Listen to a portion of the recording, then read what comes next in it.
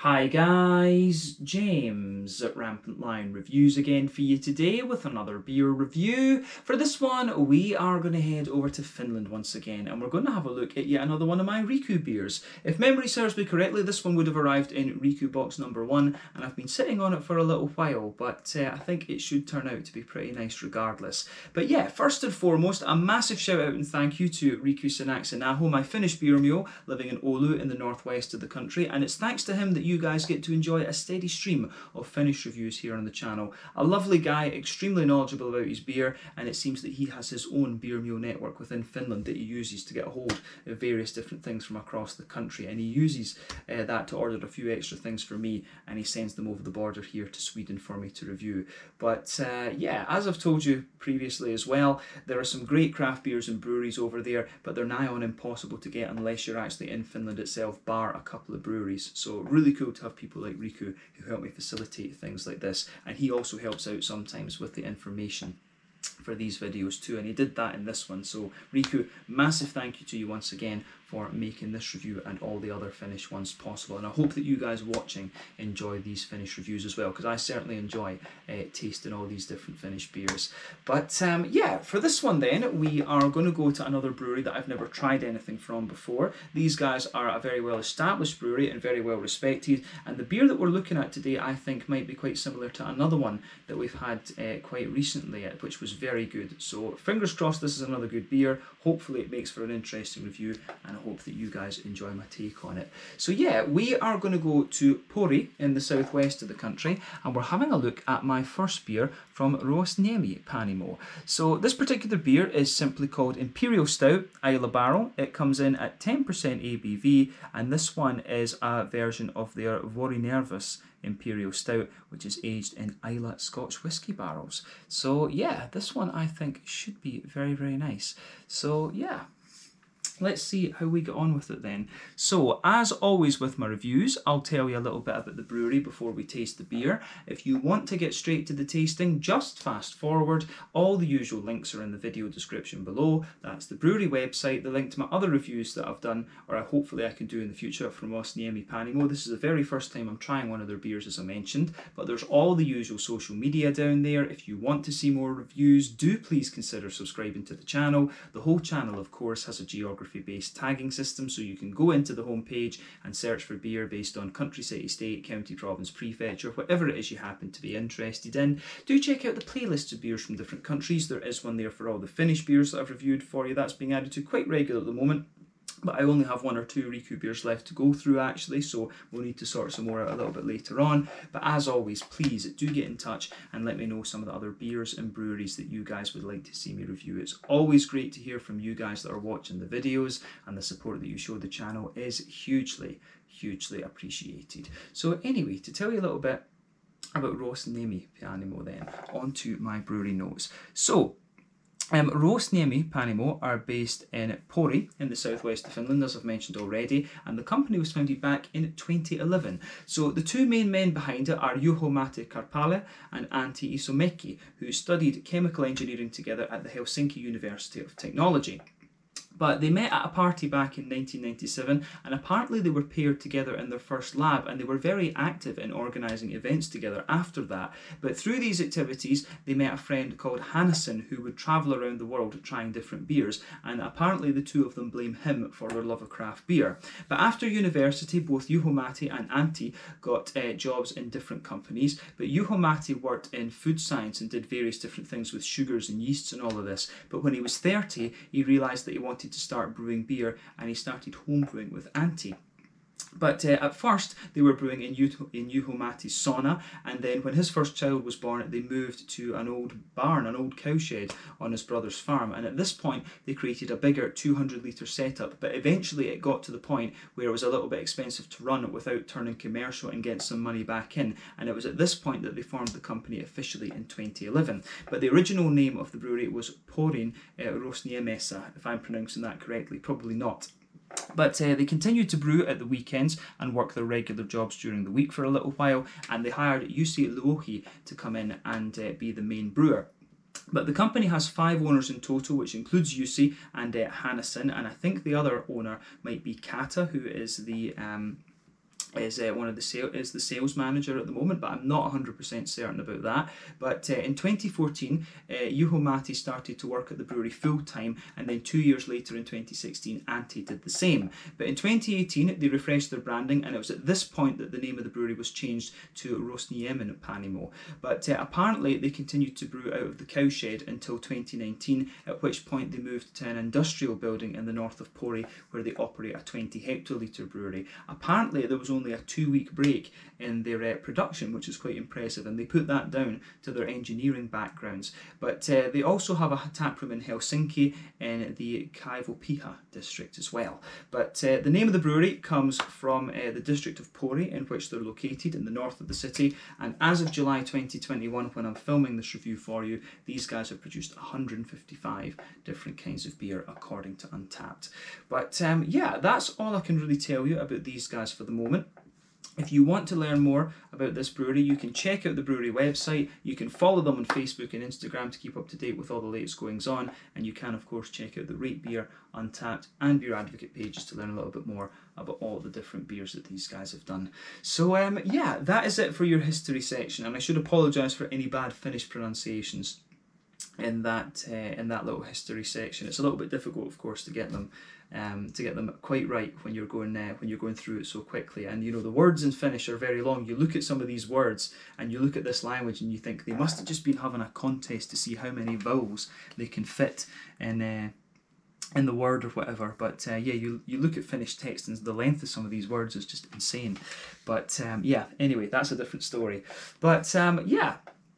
So as we mentioned at the start of the video then, this one is a 10% Imperial Stout. It's basically a special version of the Ruosniemi Imperial Stout that they do. It's aged in Laphroaig barrels, which come from Islay, of course, and Laphroaig is very well known as a kind of peaty, smoky type whisky. You do have to be very careful with Scotch whisky barrel aging in my experience, because it can be very, very powerful and very pungent actually. So I think you've got to be quite careful with how long you actually age beers for on top of Scotch barrels, because it doesn't behave in the same way at all as American bourbon barrels, for example.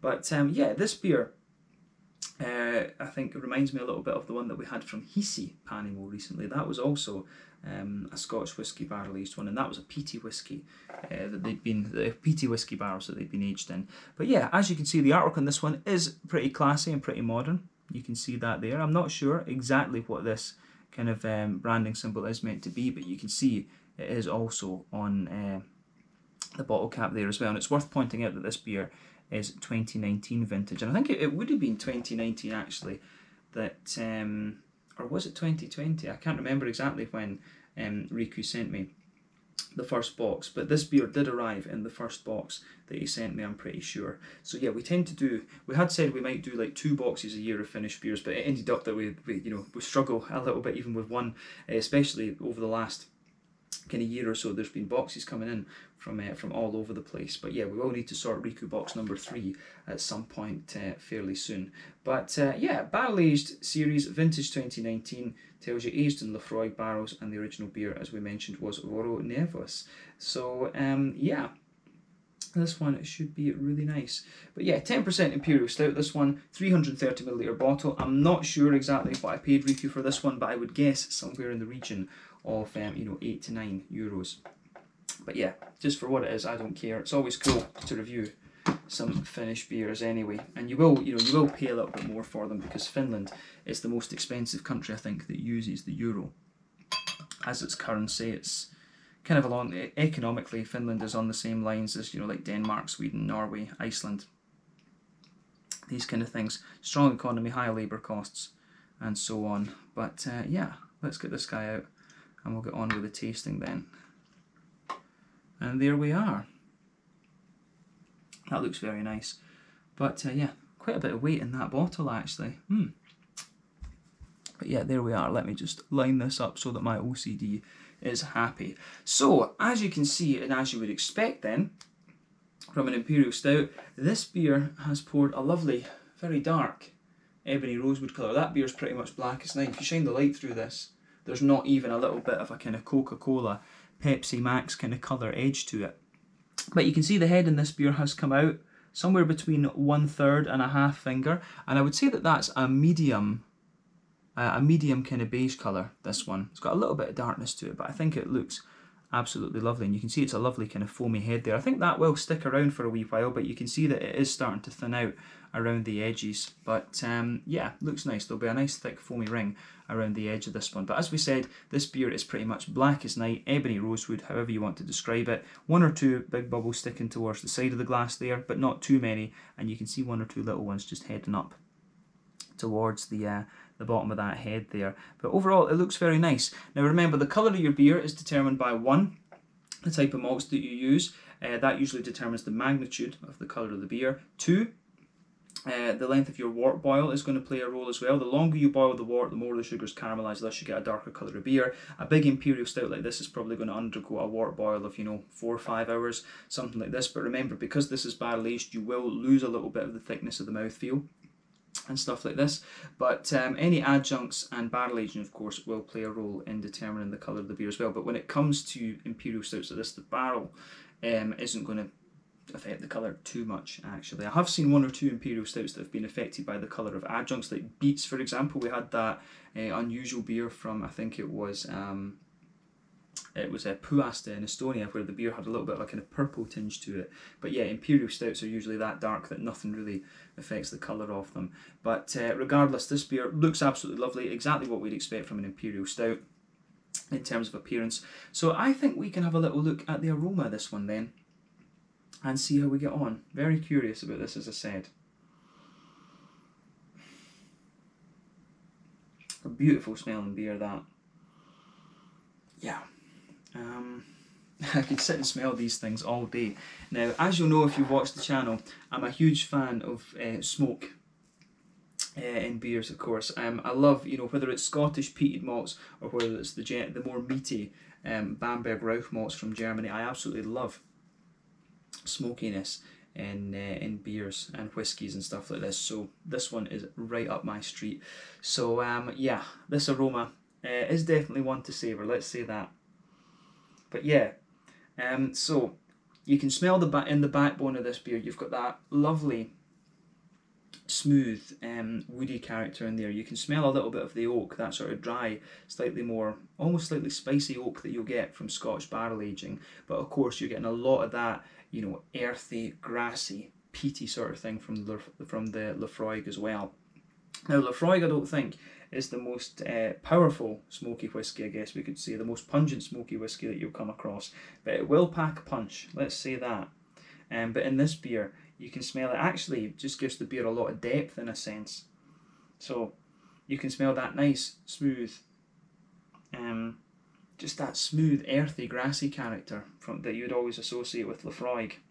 And it comes across very, very nicely.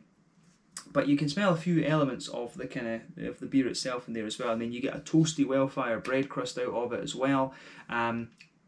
You definitely get some kind of chocolatey elements in there. There's a little bit of a kind of high cocoa chocolate, an 80-90% sort of thing. But at the same time, it comes across very smooth, and it feels like that's blended into the kind of well-fired, toasty bread crust. There are a few elements of sweetness in there as well. I mean, in the middle of the nose, you can definitely pick out a little bit of a kind of toasty brown sugar in there. I don't know if I'd go as far as saying like a fully sweet caramel, but it does come across with a little bit of a kind of toasty, well-fired brown sugar, of course. And there's 1 or 2 little elements of vanilla in there as well, actually. So yeah, it actually says on the back of the bottle there that they say licorice is in this. And you can get little hints of that, but I'm just wondering how much of that is the power of suggestion, because I didn't think so initially when I came in and smelt the beer right enough. I didn't think too much about that, to be honest with you. So sceptical about the claims of licorice in this one, although there are little almost aniseedy type things coming out of this one. So yeah, take that one with a pinch of salt. But yeah, the thing with this beer is you've got all those elements that I've described to you, and it just feels that the kind of peaty, earthy, grassy sort of smoke in this one just kind of sits underneath, and I can really appreciate how all of that goes together in this beer. So I really like that about this one. The aroma of this beer is very nice, but we've just talked about the barrel aging and the malty side of things, and with the hoppy side of the beer, it's kind of what you would expect from this style. There's a bit of earthiness in there, there's a wee bit of herbal quality, you can pick out the remnants of some floral aromaticity, and you do get a wee bit of a kind of sort of grassy, citrusy, zesty kind of character out of it as well. But the thing to remember is this beer is 2019 vintage, so I'm guessing it would have been brewed somewhere in 2018 or something like that. I'm not sure exactly how long it's spent in the barrels before it's been bottled, but if it's 2019 vintage, that means it's been bottled in 2019. So this bottle itself is about 2 years old, and then the beer is even older. So quite a lot of the hoppy character in this beer will have dropped out, but you can still pick up a little bit of floral quality and a little bit of a kind of grassiness to it as well, and no doubt about that. So yeah, I think that covers the green component. On the fruity side of things, there are a few things going on in there. You can get a little bit of a sharper raisiny element to the beer. There's a wee bit of a kind of black berry as well, and you've also got those juicy black curranty kind of notes underneath it a little bit. But yeah, raisins, maybe a wee tiny bit of plum or something like this, and yeah, raisins, plum, a little bit of fig, and some black currant and blackberry elements to it. So I really like how the aroma of this goes together. A little bit of sharp fruit, but a lot of kind of smoothness and smoky character infused in there with a bit of sweetness. I think this beer is going to be an absolute monster, but take a bit of time just to savour the aroma of this one before you get stuck into it now. But yeah, I think it's about time that we try this beer then. So this one is simply called Imperial Stout, Islay Barrel. It is a special version of their Ruosniemi Imperial Stout that they do at Ruosniemi Panimo in Pori in southwestern Finland. Thank you again to Riku for making this review possible. Let's get stuck into this beer. Very curious about this. Aged in Lafroig barrels from Islay. Slanja, skål, cheers.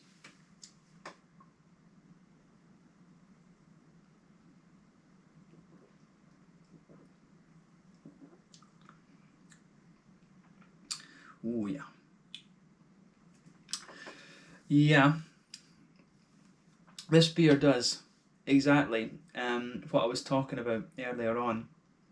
As I say, you have to be very careful with Scotch whisky barrel aging because it's very pungent and very powerful. This beer really shows you that. So yeah, we had the one from Islay, and I forget the exact name of that beer. I think it had a really Finnish name to it, which is probably why it's not coming to me. But I also had a barley wine recently from Brouwerij Emilisse in the Netherlands, and it was the same. Scotch whisky barrels are so pungent in their barrel character. They're not like cognac barrels or rum barrels or bourbon barrels. Scotch whisky barrels have a hell of a kick to them. So this beer, I would say straight off with this one, if you are not a fan of peated whiskies and stuff like that, then perhaps this beer is not going to be for you. This one is a big roasty, toasty, dry, peaty Imperial Stout, this one. So just be aware of that. This is definitely one of those beers that is most definitely an acquired taste. And I will say that in the smoky side of things, sometimes with these beers you can get a little bit more of meaty smokiness out of them. This one is really quite, it's really leaning towards that earthy, dry, sort of grassy, peaty side of things. It's a proper Scotch smoky character that you get out of this one. And in a way, some people might ask, why are these beers so popular in Finland? Because there are quite a few examples of these Scotch whisky barrel aged things over there. But if you think that the Finns drink sati, which is that smoky juniper farmhouse drink thing that they've got, I do want to review a few of those, but they don't travel well, unfortunately. But they love that, so I can see exactly why these kind of beers are popular amongst the Finns. So yeah, it's pretty cool. But definitely this beer is most definitely an acquired taste, so be aware of that. You might, if you're thinking about a beer from this brewery and you're not a fan of those elements that I've described to you, you might want to go for the original version of this one, the Ruosniemi Imperial Stout. I would like to try the original actually and see what it's like, but yeah, anyway, let's crack on with this beer.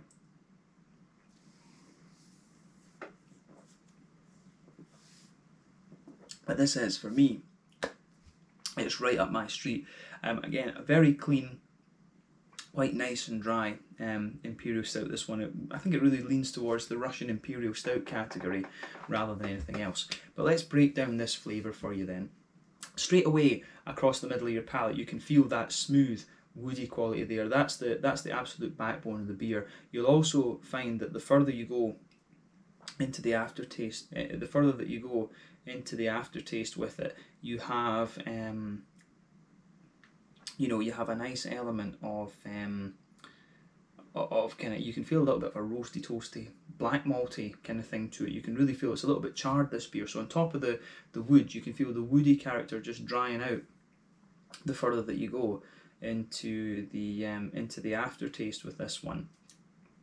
But particularly towards the back half of that middle third of your palate, you'll feel those really roasty, toasty, dry, bitter elements in there. It's like it really is like a well-fired bread crust that you get out of this one. So I do like how that goes together in the beer. But yeah, there's a lot of dryness in this one. So yeah, smooth, but still quite dry, oaky, woody backbone to this beer, and that's both in the middle third of your palate and in the back third of your palate. But we'll focus for the moment on that middle third of your palate just now. So yeah, on the back half of that middle third of your palate, like I said, you start to get those really charred wood, almost like well-fired bread crusty elements. They're sitting there. On top of that, you do get a little bit of a thin kind of almost brown bready layer, and within that's where you start to get the kind of real peaty elements of the beer.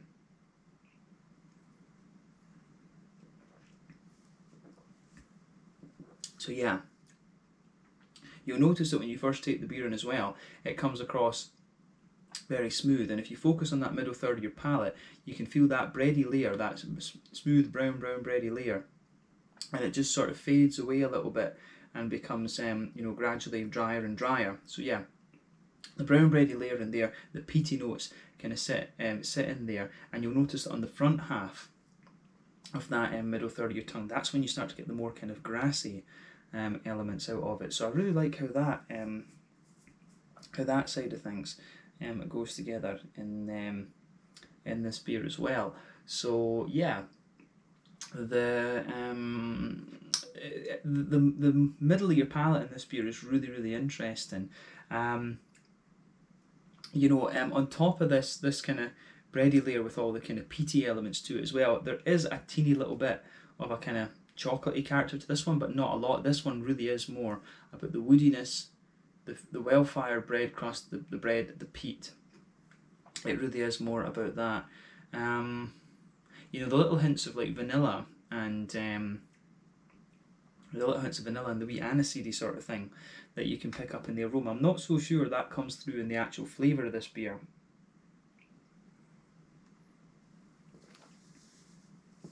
I mean, when you take the beer in the beginning and it's in the sweeter stages of the flavour, yeah, on top of the breadiness you'll get a little bit of a chocolatey note on the back of that middle third of your palate, and you can feel that as you come further forward, it starts off sort of 80-90% coke, and you can feel as you go further and further forward it sort of fades out a little bit. It really kind of it really sort of fades out a wee bit on the it sort of mellows out a little bit and just becomes a little touch sweeter as you go further forward, but not a lot. You're talking about being 90% cocoa going through down to about like 70 or something, or maybe even 80% cocoa. Then on top of that, in the dead centre of your palate, you can feel there's a little circle almost, and you get this toasty, light kind of caramelly note on top of that. So it's a very light, kind of very well toasted caramel element in there. So yeah, this is definitely one of the drier and more roasty, toasty imperial stouts that I've come across in recent times, and the peaty character and the barrel character in this one is very prominent actually. So be aware of that with this beer. As I say, I would love to try the original and see exactly what kind of stout it is, but the barrel character I feel is very strong in this one. But I think the original beer might well be quite a roasty, toasty imperial stout at that. I think it's probably a Russian imperial stout.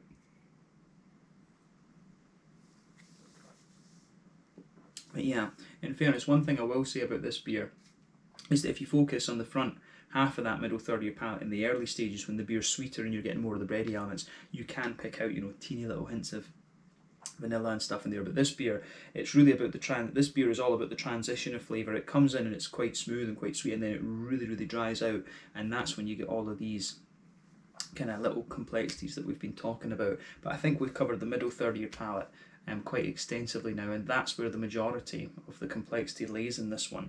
So let's focus on the other parts of the beer. Border region between middle third and back third of your palate, you get a little bit of a bready build up in there. Again, there's a wee touch of a, well, not a wee touch, there's quite a bit of a well-fired bread crusty element there. Backbone on that back third of your palate, the wood, the sort of smooth bready elements in there. Then on top of that, you've got a nice kind of yeasty, a bit of a taller yeasty element coming out of it. So I do like how that goes together in this one as well. So you can see that on the back, at the very back of your palate, the flavour is a little bit taller. So as you come further forward, it condenses down. Then as you move into that middle third of your palate, it is a little bit more kind of squashed together. But yeah, really dry, kind of toasty Imperial Stout, this one, and a very prominent barrel character.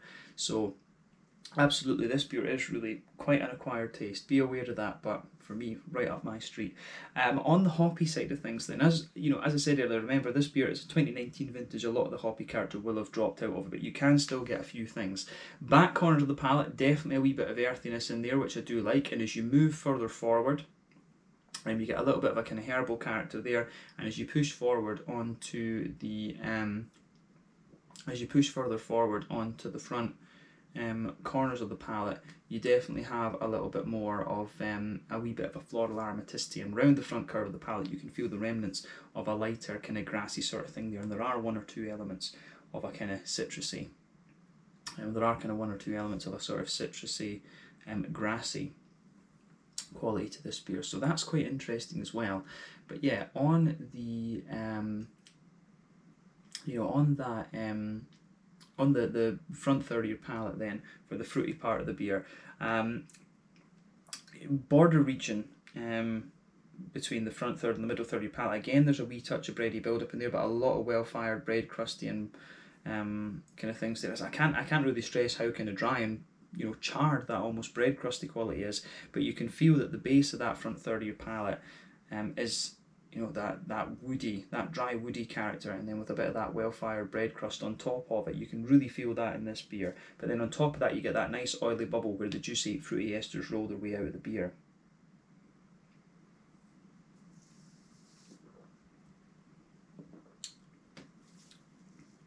But yeah, on top of that, it's kind of similar to what we were picking up in the aroma. Not quite as sharp though, right enough. But yeah, when you first take it in, on the back of that front third of your palate, you do get a little bit of a sharper, there is a wee touch of a kind of sharper raisiny element to it. Underneath that you get a little touch of a juicy plum, and as you move further forward, on this one, there is a wee bit of a, there is a wee touch of a kind of lighter figgy element to the beer. You do get a little bit of that, and as you move into that front half of the front third of your palate, there are one or two other wee things going on in there. But the fruity character doesn't last long, it dries out quite quickly. But yeah, raisins, a little touch of plum, but then, as I say, a bit of a figgy character, then a little bit of blackcurrant as you move into the front half of that front third of your tongue. Then on top of that, there's a little bit of a, kind of blackberry-ish, a slightly more oily blackberry element coming out of the beer.